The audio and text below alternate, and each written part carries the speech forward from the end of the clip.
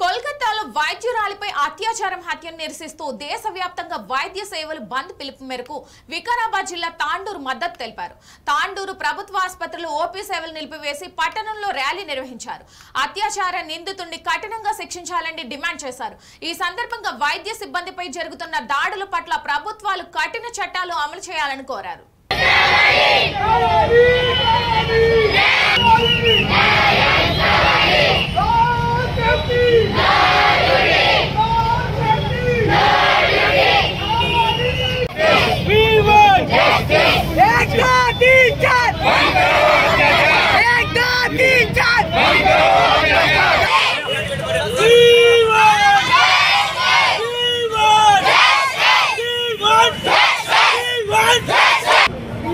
చదువుకోవడానికి మీ అందరికీ సేవ చేయడానికి ఎంత కష్టపడితే ఒక డాక్టర్ అవుతారు, ఒక సిస్టర్ అవుతారు.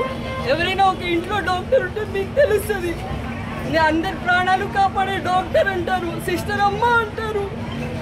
అసలు జనాలు క్రూర ముఖం కన్నా ఇట్లా బిహేవ్ చేస్తున్నారంటే డాక్టర్లని, సిస్టర్లని, ఏ ప్రొఫెషన్లో అయినా డ్యూటీలో ఉన్న ఆడవాళ్ళకి ఎన్నో రూల్స్ ఉన్నాయి.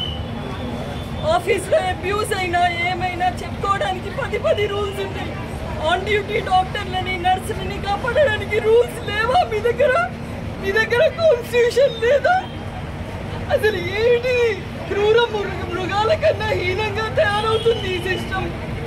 కాబట్టి కాన్స్టిట్యూషన్లో మార్పులు రావాలి. డాక్టర్కి సేఫ్టీ ఏర్పాటు చేయాలి. ఖచ్చితంగా డాక్టర్కి సేఫ్టీ ఉన్న రోజే మన దేశం బాగుపడుతుంది. ఇండిపెండెన్స్ అని సెలబ్రేట్ చేసినారు 15 ఆగస్ట్కి. మాకేది సేఫ్టీ? డాక్టర్లకేది సేఫ్టీ? ఇదంతా మీరు చూస్తున్నారు. ప్రతి పౌరుడిది ఇది డ్యూటీ. మిమ్మల్ని కాపాడే వాళ్ళని మీరు కాపాడుకోండి.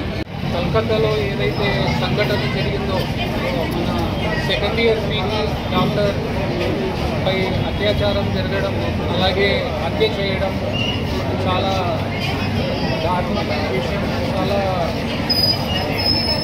ఇబ్బందికరంగా ఉంది.